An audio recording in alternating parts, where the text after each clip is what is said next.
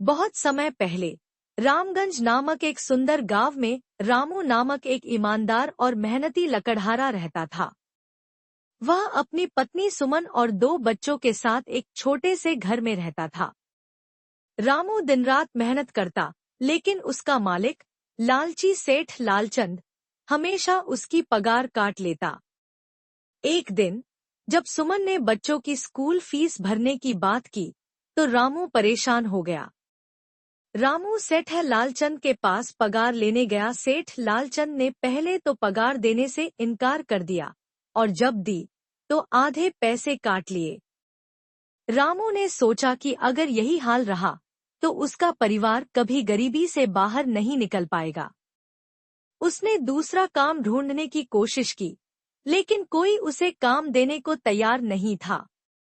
हताश होकर जब वह गांव लौट रहा था, तभी अचानक भैंसों का एक झुंड उसकी ओर दौड़ने लगा। डरकर वह पास की एक गुफा में छिप गया। जब भैंसें वहां से चली गईं, तो रामू ने गुफा के अंदर एक चमकती हुई टोकरी देखी। जैसे ही उसने टोकरी को छुआ, गुफा में एक जिन्न प्रकट हुआ और बोला, यह कोई साधारण टोकरी नहीं, बल्कि जादुई टोकरी है। अब यह तुम्हारी है, लेकिन ध्यान रहे इसमें जो भी वस्तु डालोगे वह बार बार प्रकट होगी। पर अगर तुमने कोई और चीज डालने की कोशिश की तो यह अपनी शक्ति खो देगी। रामू ने यह टोकरी घर ले जाकर सुमन को दिखाई और दोनों ने विचार किया कि इसमें क्या रखा जाए। तभी उसे याद आया कि उसके पास एक चंदन की लकड़ी है। उसने वह लकड़ी टोकरी में डाली और चमत्कार, टोकरी से ढेर सारी चंदन की लकड़ियां निकलने लगी।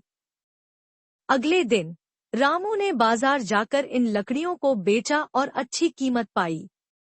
उसने सबसे पहले बच्चों की फीस भरी और घर के लिए जरूरी सामान खरीदा।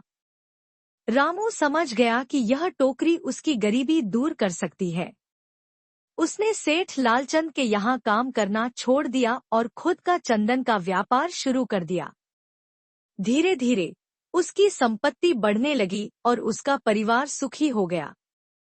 रामू के साथी लकड़हारे अब भी सेठ लालचंद के शोषण का शिकार थे। इसलिए रामू ने उन्हें अपने काम में शामिल किया और सबको अच्छी तनख्वाह देने लगा।